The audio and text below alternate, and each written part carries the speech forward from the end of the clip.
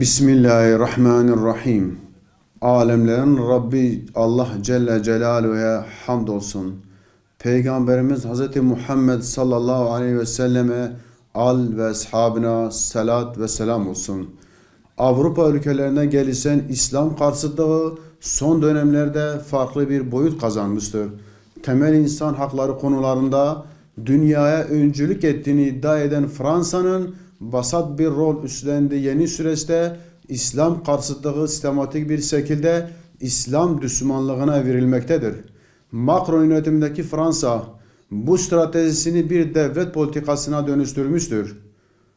Avrupa'daki Müslümanların temel insan hakları ile inanç özgürlükleri teminat altına almak, Müslümanlar olarak en önemli sorumluluklarımızdan biri haline gelmiştir.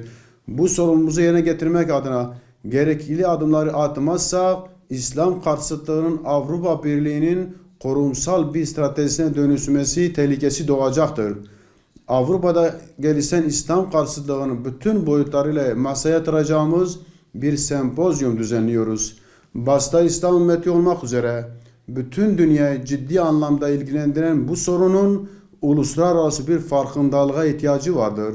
Gayemiz sistematik bir şekilde tırmanlandırılan bu İslam karşıtlığına karşı Müslümanlar arasında güçlü bir birliktelik oluşturmak ve Avrupa ülkelerinde ciddi baskılara maruz kalan Müslüman kardeşlerimiz ile kuvvetli bir dayanışma ortaya koymaktır.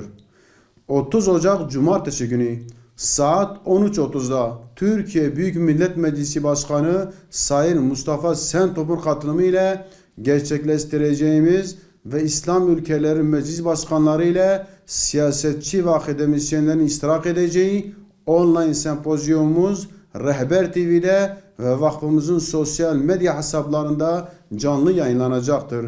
Duyarlı tüm halkımızı ekranları başına bekliyoruz.